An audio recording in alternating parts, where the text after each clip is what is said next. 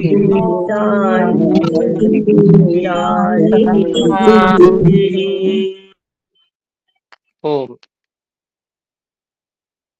ऋग्वेद आदि भाष्य भूमिका इस पुस्तक का हम इस समय स्वाध्याय करते हैं और इस पुस्तक के वेदोत्पत्ति विचार विषय को हम पढ़ चुके हैं और आज से हम अथ वेदानाम नित्यत्व विचारः इस विषय को आगे पढ़ने वाले हैं।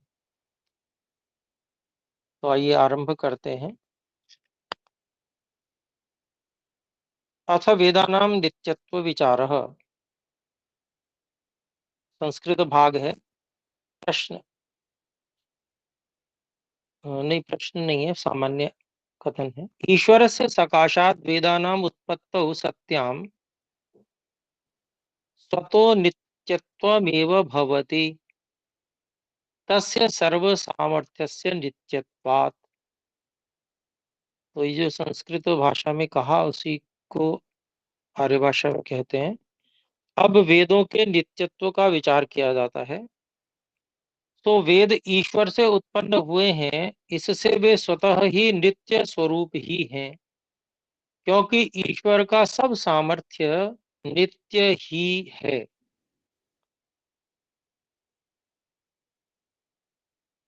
अब यहाँ पर किसी ने कोई बात प्रश्न के रूप में या पूर्व पक्ष के रूप में रखी है, उसको यहाँ पर संस्कृत भाग में पढ़ रहे हैं हम।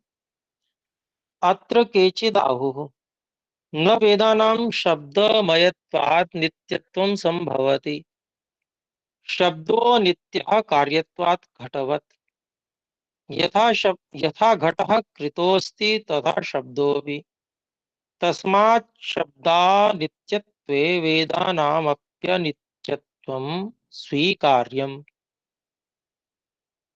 और इसका उत्तर देते हैं। मैवं मन्यताम् शब्दो द्विविधो नित्य कार्य भेदात् ये परमात्म ज्ञानस्थाः शब्दार्थ संबंधाः सन्ति ते नित्या भवितुमर्हन्ति ये अस्मदादीनां वर्तन्ते ते तु कार्याश्च कुतः यस्य ज्ञानक्रिये नित्ये स्वभाव सिद्धे अनादि स्तः तस्य सर्वसामर्थ्यमपि नित्यमेव भवितुमर्हति तद्विद्यामयत्वात् वेदानाम् अनित्यत्वं नैव घटते। अब इसको आर्य भाषा में देखते हैं। प्रश्न है, इस विषय में कितने ही पुरुष ऐसी शंका करते हैं कि वेदों में शब्द छंद पद और वाक्यों के योग होने से वे नित्य नहीं हो सकते। जैसा बिना बनाने से घड़ा नहीं बनता, इसी प्रकार से शब्द रूप वेदों को भी किसी ने बनाया होगा, क्योंकि बनाने के पहले नहीं थे और प्रलय में भी न रहेंगे। इससे वेदों को नित्य मानना ठीक नहीं है, ऐसा पूर्व पक्षी शंका करता है। उसका उत्तर देते हैं, ऐसा आपको कहना उचित नहीं, क्योंकि शब्द दो प्रकार का होता है, एक नित्य और दूसरा कार्य। इनमें से जो शब्द अर्थ और संबंध परमेश्वर के ज्ञान में हैं, वे सब नित्य ही होते हैं। अर्थात यहाँ पर जो बात कही जा रही है कि शब्द अर्थ और संबंध ईश्वर के ज्ञान में, तो ईश्वर शब्दों के विषय में भी पूरी तरह से जानते हैं। शब्द क्या है, कैसे बनता है और क्या स्वरूप है, सब कुछ जानते हैं ईश्वर। और ऐसा नहीं है कि कभी जानते हो और कभी न जानते हो, ऐसा भी नहीं होता। तो नित्य परमात्मा नित्य है, परमात्मा का ज्ञान नित्य है, तो शब्द विषयक परमात्मा का ज्ञान भी नित्य हुआ। ऐसे ही जो अर्थ हैं वस्तुएं हैं,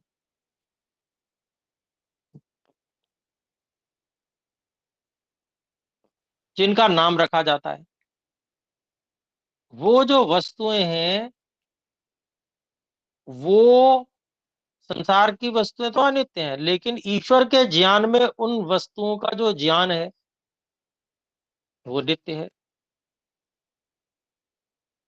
तो वो अर्थ हो गया। फिर तीसरा है संबंध। शब्द में और वस्तु में एक संबंध है, नाम रखा गया है। जिस वस्तु का जो नाम वेद में कहा गया,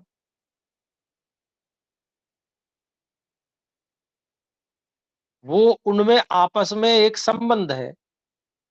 उसी को शब्द अर्थ का संबंध कहते हैं, शब्दार्थ संबंध कहते हैं। वह जो संबंध है कि किस वस्तु का किस नाम से या किस शब्द से संबंध है, इसी को संबंध कह रहे हैं, शब्दार्थ संबंध। तो शब्द अर्थ और संबंध तीनों परमात्मा के ज्ञान में सदा रहने वाले हैं, हमेशा रहते हैं। तो यहां पर यही बात कही जा रही है, इसमें इनमें से जो शब्द अर्थ और संबंध परमेश्वर के ज्ञान में हैं, वे सब नित्य ही होते हैं। और जो हम लोगों की कल्पना से उत्पन्न होते हैं, अब हम भी कल्पना करते हैं, ईश्वर ने जो जो वस्तु बनाई उनका कुछ नाम दिया, वो ईश्वर के द्वारा दिया गया नाम है। लेकिन हम भी कुछ मिला जुलाकर, कुछ घटा बढ़ाकर कुछ ना कुछ करते रहते हैं।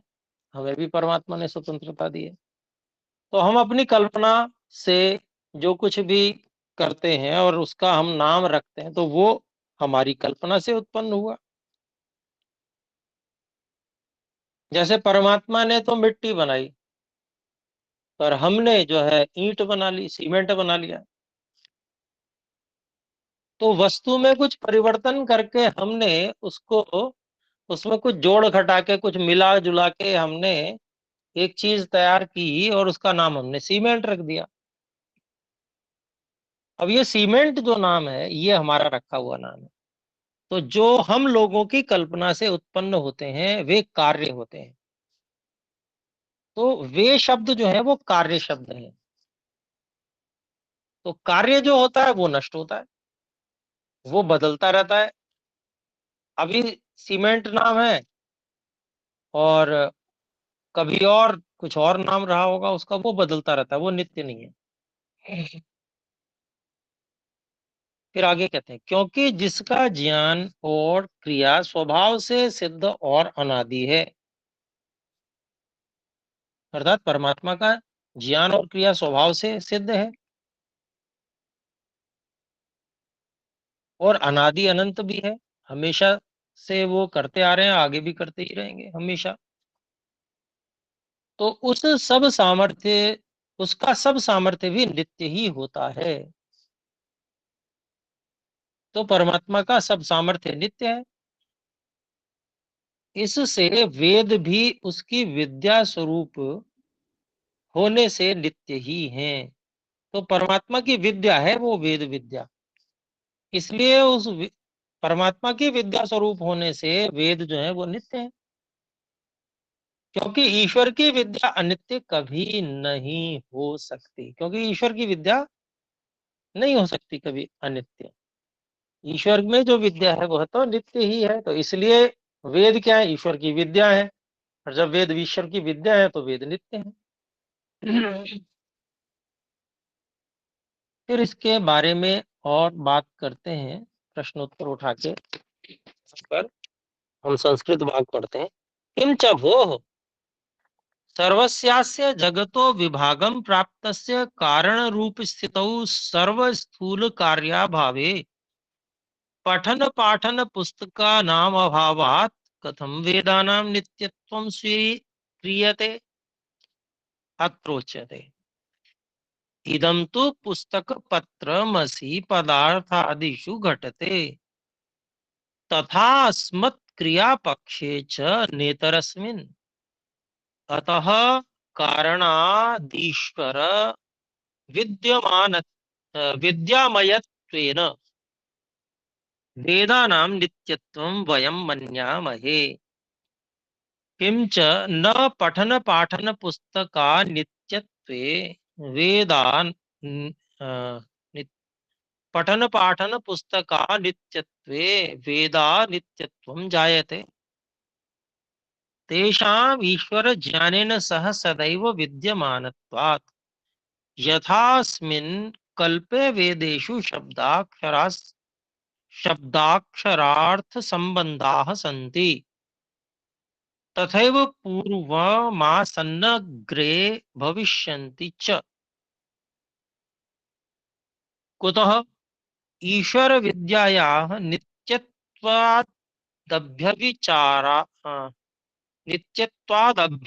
अव्यभिचारित्वाच्च अत एव इदम् उक्तं ऋग्वेदे।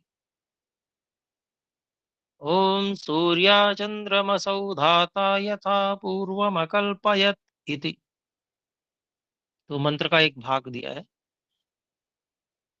अस्यायम अस्या अस्य अयम अर्थः सूर्यचंद्र ग्रहण सूर्यचंद्र ग्रहणम उपलक्षणार्थम यथा पूर्वकल्पे सूर्यचंद्र आदि रचनम तस्य ज्ञान मध्ये ह्यासीत् तथैव तेनास्मिन् कल्पे अपि रचनं कृतम् अस्ति इति विज्ञायते। कुतः ईश्वर ज्ञानस्य वृद्धि क्षय विपर्यया भावात् एवं वेदेष्वपि स्वीकार्यम्। वेदानां तेनैव स्वविद्यातः सृष्टत्वात्।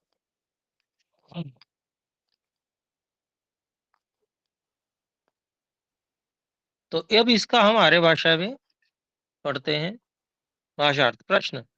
जब सब जगत के परमाणु अलग अलग होकर कारण रूप हो जाते हैं तब जो कार्य रूप सब स्थूल जगत है उसका अभाव हो जाता है। उस समय वेदों के पुस्तक का और पठन पाठन का भी अभाव हो जाता है। फिर वेदों को नित्य क्यों मानते हो? प्रश्न है, उत्तर देते हैं। यह बात पुस्तक पत्र मसी अर्थात स्याही और अक्षरों की बनावट आदि पक्ष में घटती है तथा हम लोगों के क्रिया पक्ष में भी बन सकती है, वेद पक्ष में नहीं घटती। क्योंकि वेद तो शब्द अर्थ और संबंध स्वरूप ही है। मसी अर्थात स्याही कागज पत्र पुस्तक और अक्षरों की बनावट रूप नहीं है। वेद कैसे हैं? शब्द अर्थ संबंध रूप हैं। स्याही कागज पत्र पुस्तक और अक्षर की बनावट जो है वो वेदों का स्वरूप नहीं है।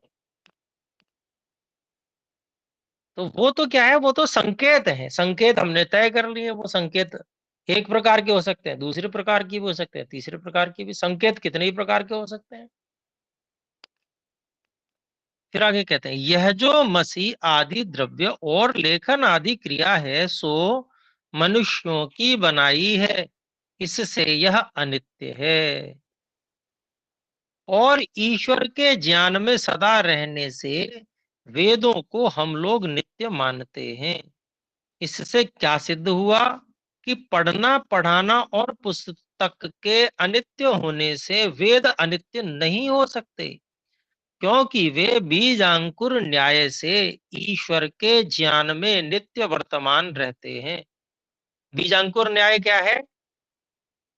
तो जैसे बीज से अंकुर बनता है उससे फिर वृक्ष बन जाता है, फिर वृक्ष से फिर बीज बनता है और वो बीज फिर भूमि में गिर के फिर अंकुर उत्पन्न करके फिर से वृक्ष बनता है। तो क्रम रहता है, यही क्रम रहता है और ये क्रम कभी टूटता नहीं। जैसे सृष्टि के आदि से और अंत तक वृक्ष और बीज का क्रम कहीं टूटता नहीं है, वो निरंतर चलता रहता है। तो यहां पर तो सृष्टि का आदि और अंत का उदाहरण हमने केवल बीजांकुर के लिए लिया है, लेकिन ईश्वर का ज्ञान जो है वह नित्य वर्तमान रहता है। कैसे? कि ईश्वर के ज्ञान में वेद बीज रूप में रहते हैं जब प्रलयावस्था रहती है, और जब सृष्टि का निर्माण ईश्वर करते हैं तो वेदों का ज्ञान वो प्रकट रूप में हम जो मनुष्य होते हैं उनको दे देते हैं।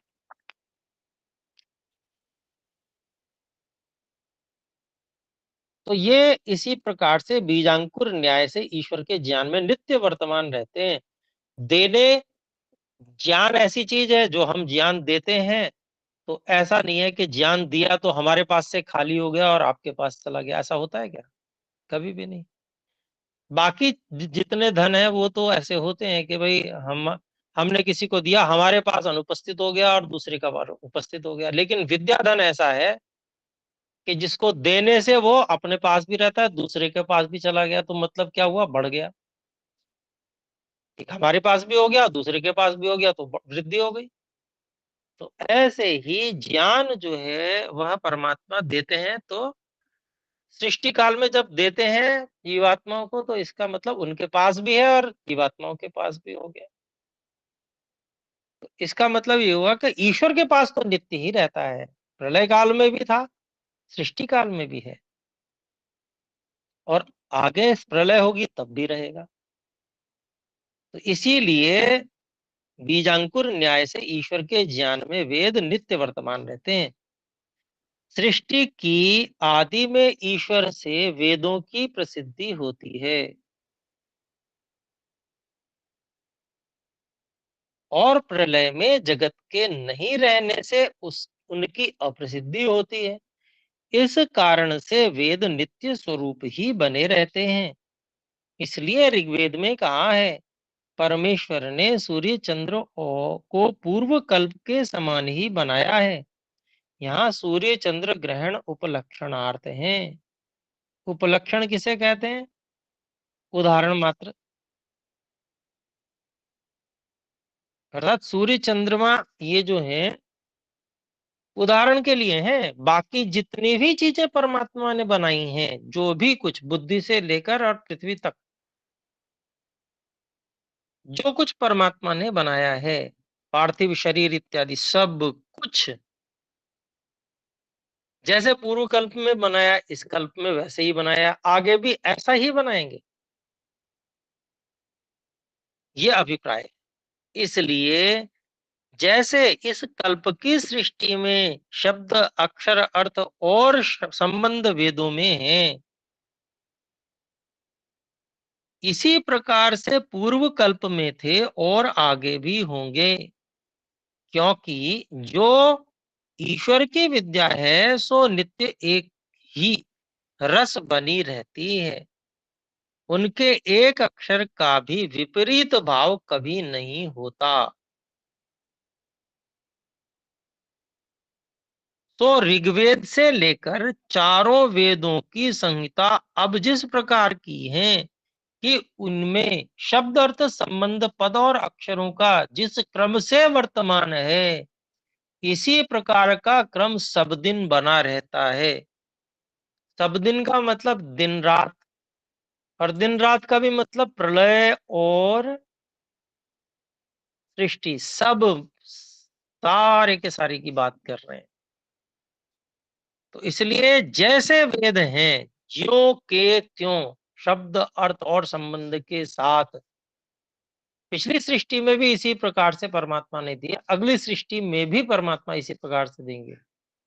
और भी जहां कहीं मनुष्य सृष्टि परमात्मा ने की है, केवल इस पृथ्वी की बात नहीं है, अपने ब्रह्मांड में भी अन्यत्र जहां जहां पर पृथ्वी और जीवन, मनुष्य जीवन संभव हो है, वहां भी जो परमात्मा ज्ञान दे रहे हैं, दिया होगा वहां पर भी, तो वहां पर भी वेद ज्ञान ही दिया होगा।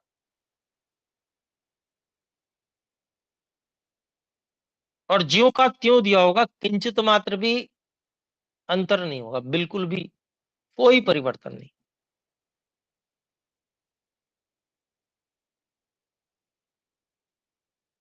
तो इसलिए आगे कहते हैं, क्योंकि ईश्वर का ज्ञान नित्य है, उसकी वृद्धि, क्षय और विपरीतता कभी नहीं होती। इस कारण से वेदों को नित्य स्वरूप ही मानना चाहिए। तो ये बहुत अच्छी प्रकार से समझाया है महर्षि दयानंद सरस्वती जी ने। आइए अब हम और आगे देखते हैं। इसमें संस्कृत भाषा में कुछ बातें बताई हैं महर्षि जी ने। अत्र वेदानां नित्यत्वे व्याकरणशास्त्रादीनां साक्ष्यर्थं प्रमाणानि लिख्यन्ते। तत्राह महाभाष्यकारः पतंजलि मुनिः नित्याः शब्दा नित्येषु शब्देषु कूटस्थैरविचाल कूटस्थैरविचालिभिर्वर्णैर्भवितव्यम् अनपायोपजन विकारिभिरिति। इदं वचनं प्रथमाह्निकमारभ्य बहुषु स्थलेषु व्याकरण महाभाष्ये अस्ति। तथा श्रोत्रोपलब्धिर्बुद्धिर्निर्ग्राह्यः प्रयोगेणाभिज्वलित आकाशदेशः शब्दः इदम् अयि उण सूत्र भाष्ये चोक्तम् इति। अस्यायम् अर्थः वैदिका लौकिकाश्च सर्वे शब्दा नित्याः सन्ति। कुतः शब्दानां मध्ये कूटस्था विनाशरहिता अचला अनपाया अनुपजना अविकारिणो वर्णाः सन्त्यतः अपायो लोपो निर्वृत्तिर्ग्रहणम् उपजन आगमः विकार आदेशः एतेन विद्यन्ते येषु शब्देषु तस्मान् नित्याः शब्दाः। तो इसका आर्य भाषा में बता रहे हैं स्वामी जी। यह जो वेदों के नित्य होने का विषय है, इसमें व्याकरण आदि शास्त्रों का प्रमाण साक्षी के लिए लिखते हैं। इनमें से जो व्याकरण शास्त्र है सो संस्कृत और भाषाओं के सब शब्द विद्या का मुख्य मूल प्रमाण है। उसके बनाने वाले महामुनि पाणिनि और पतंजलि हैं। उनका ऐसा मत है कि सब शब्द नित्य हैं, क्योंकि इन शब्दों में जितने अक्षर आदि अवयव हैं वे सब कूटस्थ अर्थात विनाश रहित हैं, और वे पूर्वापर विचलते भी नहीं।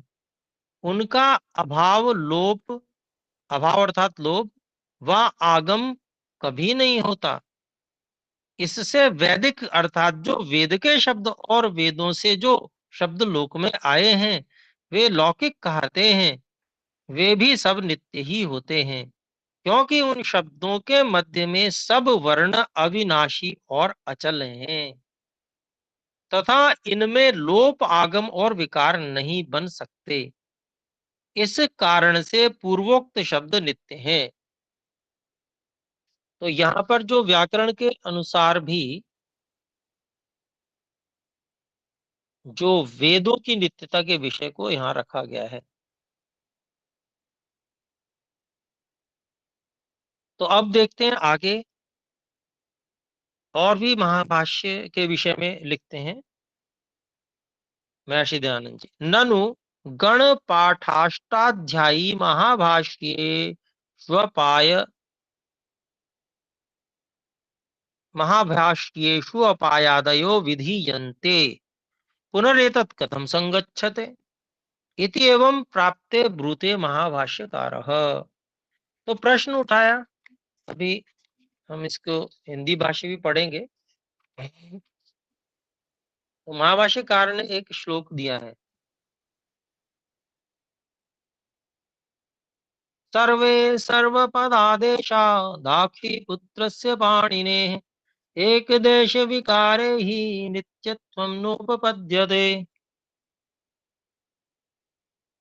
इदं दाधाघ्वदा इत्यस्य सूत्रस्योपरि महाभाष्यवचनम्। अस्यायम् अर्थः सर्वे संघाताः सर्वेषां पदानां स्थान आदेशा भवन्ति। अर्थात शब्द संघातांतराणाम स्थानेन स्थानेष्वन्ये शब्द संघाताः प्रयुज्यन्ते।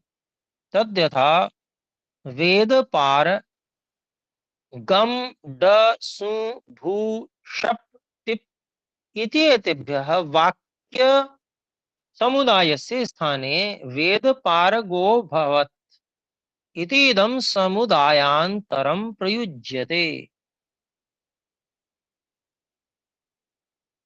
अस्मिन् प्रयुक्त समुदाये गम ड सु शप तिप इति एतेषाम् अम डकार ऊ शकार पकार ई और पकार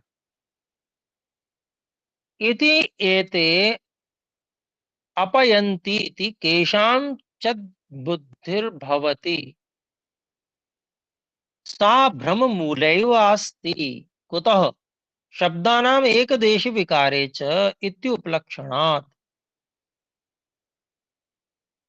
नैव शब्दस्य एकदेशापाय एकदेशोपजन देश विकारे सति दाक्षीपुत्रस्य पाणिनेराचार्यस्य मते शब्दानां नित्यत्वम् उपपन्नं भवत्यतः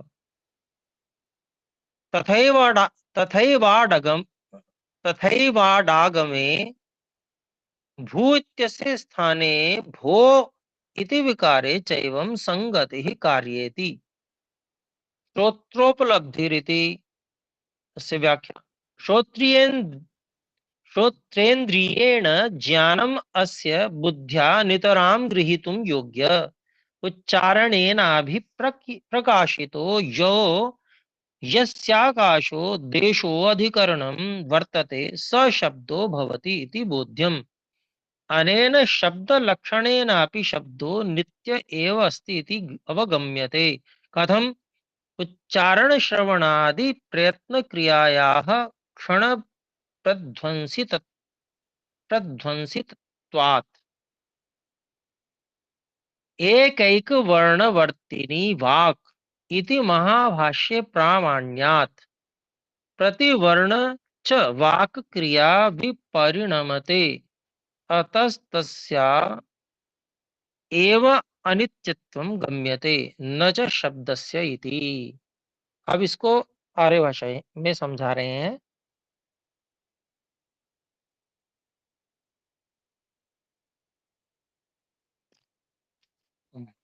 प्रश्न: गणपाठ, अष्टाध्यायी और महाभाष्य में अक्षरों के लोप, आगम और विकार आदि कहे हैं, फिर शब्दों का नित्यत्व कैसे हो सकता है?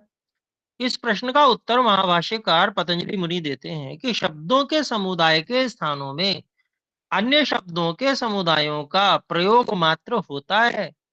जैसे वेद पार गम ड सु भू शप तिप, इस पद समुदाय वाक्य के स्थान में वेद पार गो भवत इस समुदाय अंतर का प्रयोग किया जाता है। इसमें किसी पुरुष की ऐसी बुद्धि होती है कि अम डकार ऊ शकार पकार इकार और पकार इनकी निवृत्ति हो जाती है, सो उनकी बुद्धि में भ्रम मात्र है, क्योंकि शब्दों के समुदाय के स्थानों में दूसरे शब्दों के समुदायों के प्रयोग किए जाते हैं। सो यह मत दाक्षी के पुत्र पाणिनि मुनि जी का है, जिन्होंने अष्टाध्यायी आदि व्याकरण के ग्रंथ बनाए हैं। इसी प्रकार अट के आगम और भू के स्थान में भो विकार के विषय में भी संगति लगा लेनी चाहिए। तो इस प्रकार से शब्द नित्य ही होते हैं तथा कान से सुन के जिनका ग्रहण होता है, बुद्धि से जो जाने जाते हैं, जो वाक इंद्रिय से उच्चारण करने से प्रकाशित होते हैं और जिनका निवास का स्थान आकाश है, उनको शब्द कहते हैं। क्योंकि जो उच्चारण और श्रवण आदि हम लोगों की क्रिया है, उसके क्षण भंग होने से अनित्य गिनी जाती है। इससे शब्द अनित्य नहीं होते, क्योंकि यह तो हम लोगों की वाणी है। वही वर्ण वर्ण के प्रति अन्य अन्य होती जाती है, परंतु शब्द तो सदा अखंड एक रस ही बने रहते हैं। तो ये व्याकरण से बताया गया। जिन लोगों ने व्याकरण पढ़ा है उनको ये बातें अच्छे से समझ में आई होंगी। तो अभी समय भी हो गया है, आप स्वाध्याय कीजिए, पढ़ें, और अगली कक्षा में प्रश्न कर सकते हैं आप। आरंभ में प्रयास करूंगा कि आपको अवसर दूं, आप हस्तोत्थापन करके प्रश्न पूछ सकेंगे तो और स्पष्ट होगा। तो आइए अभी हम इसको विराम करते हैं। आइए मिलकर एक बार ओम का उच्चारण करें। ओ